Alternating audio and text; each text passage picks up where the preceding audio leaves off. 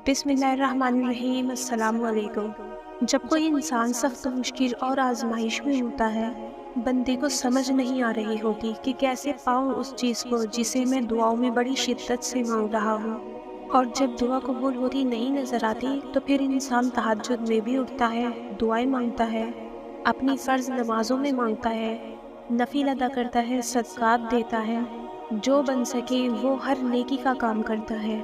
और सबसे बढ़कर जितने भी कबूलियत के वक्त हैं वो उन तमाम वक्तों में अल्लाह से दुआएं भी करता है। अपनी हर मुमकिन कोशिश करता है कि अल्लाह ताला को अपनी दुआओं की कबूलियत के लिए मना ले, मगर उसकी दुआ फिर भी कबूल नहीं होती। तो इस सूरत हाल में बंदे को क्या करना चाहिए? तो सुने, जब कोई बंदा किसी मुसीबत में होता है या किसी आजमाइश में मुब्तला होता है, तहज्जुद में भी उठता है, अल्लाह ताला के सामने गिड़गिड़ाता है, दुआएं करता है, अपनी तमाम परेशानियों का तज़किरा अल्लाह के सामने करता है, गुनाहों की बख्शिश मांगता है, और एक अरसा एक वक्त गुजर जाता है मगर उसकी परेशानी और उसके हालात नहीं बदलते। तो उस वक्त जहन में यही ख्याल आता है, वसवसा आता है कि अल्लाह ताला मेरी ये परेशानी कब ख़त्म करेंगे, इस परेशानी से, मुसीबत से छुटकारा कैसे मिलेगा, क्योंकि मेरी दुआएं तो कबूल नहीं हो रही। और मेरी दुआएं क्यों कबूल नहीं हो रही? तो आज मैं आपको 5 से 6 बातें बताऊंगी जिसे आप अपने जहन में नोट कर लें। जो बातें आज आपको पता चलेंगी उससे आपकी ज़िंदगी खुशगवार बनेगी इंशाअल्लाह। तो अगर आप इन बातों पर अमल कर लेंगे तो ये बातें आपके लिए बहुत मददगार साबित होंगी इंशाअल्लाह। तो अब ध्यान से सुनिएगा। देखें, जैसे अल्लाह पाक कुरान पाक में फरमाते हैं, फ़इन्ना मअल उसरी युस्रा, इन्ना मअल उसरी युस्रा। यकीनन तंग हालात के बाद आसानी है। परेशानियाँ और ये मुश्किल हालात मुख्तसर से वक्त के लिए आते हैं। हम अगर इन परेशानियों में अल्लाह ताला के करीब होते हैं तो अल्लाह ताला इन हालात में हमारा साज़गार बन जाता है, यानी कि अल्लाह ताला हमारे लिए काफ़ी हो जाता है। जैसा कि एक दूसरी आयत में अल्लाह ताला फरमाते हैं, वलसौफ़ा युअतीका रब्बुका फ़तरदा।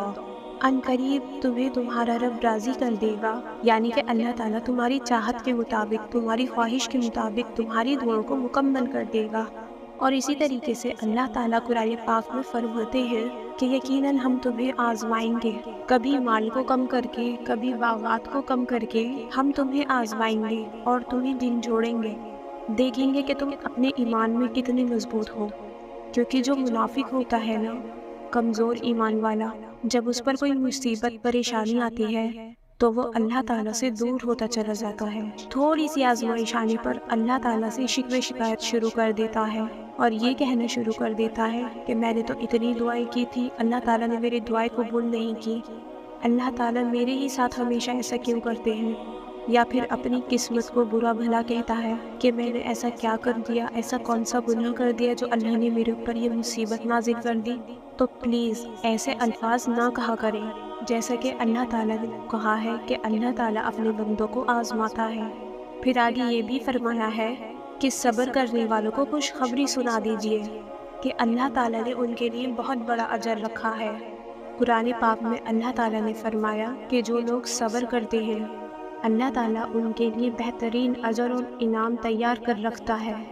हमेशा एक बात याद रखें, जब भी कोई आपके ऊपर आजमाइश आए या फिर कोई दुआ कबूल नहीं हो रही तो ये भी एक आजमाइश के तौर पर ही है, क्योंकि अल्लाह ताला ये देखना चाहता है कि मेरा ये बंदा मुझ पर कितना तवक्कुल करता है। यानी कि अगर मैं इसकी दुआ अभी कबूल नहीं करता तो कब तक ये इंतज़ार करता है और इसी शिद्दत के साथ मुझसे मांगता है। तो आप अपने उन मोमेंट्स में सब्र किया करें। ये ज़िंदगी है, ये ज़िंदगी तो गुजर जाएगी, ख़त्म हो जाएगी, लेकिन बेसब्री पर अगर आप जमे रहे और अल्लाह ताला से शिकवे शिकायतें करते रहे तो यकीनन उस पर आपकी सख्त पकड़ होगी।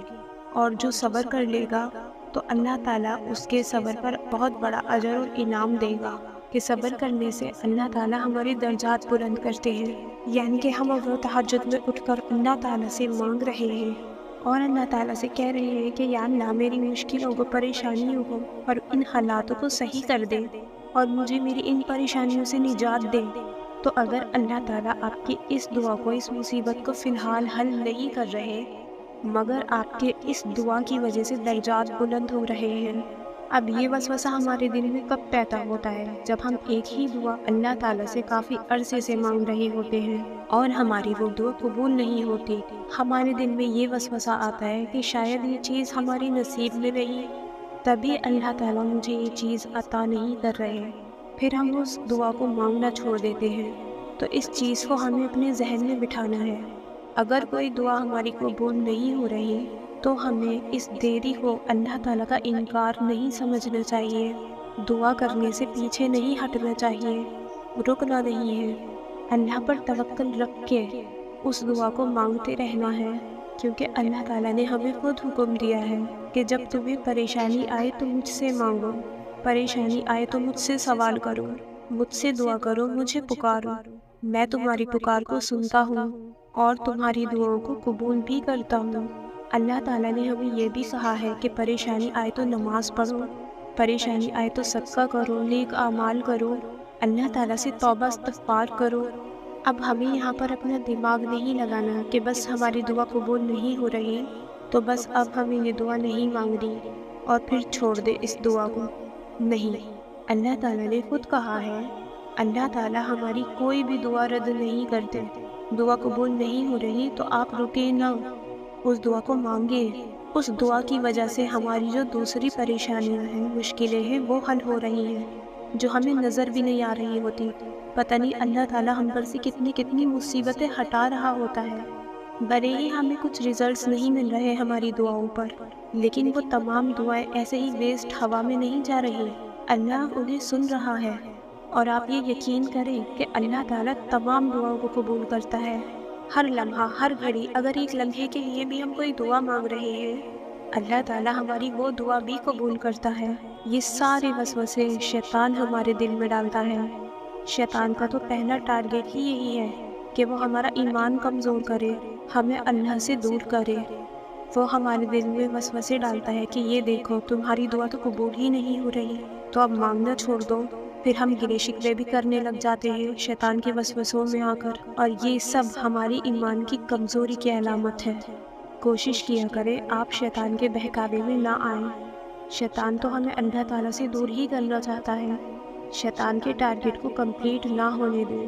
جب اللہ تعالیٰ نے خود حکم دیا ہے دعا کرو، اور پھر ہم دعا کر رہے ہیں اور اس بیچ شیطان کوئی وسوسہ ڈال رہا ہے، تو آپ ان وسوسوں کو جھٹک دیں اور اپنے دل سے اس خیال کو نکال دیں۔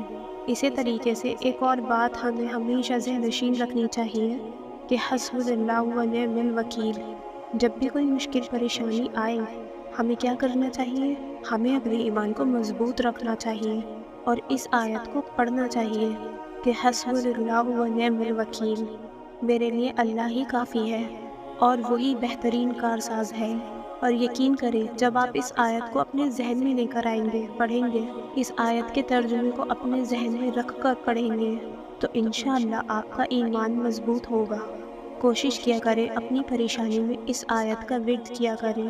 ہمیں یہ پڑھتے وقت ایک اطمینان ہوتا ہے کہ ہم اس پریشانی میں اکیلے نہیں ہیں، بلکہ ہمارے ساتھ ہمارا اللہ ہے۔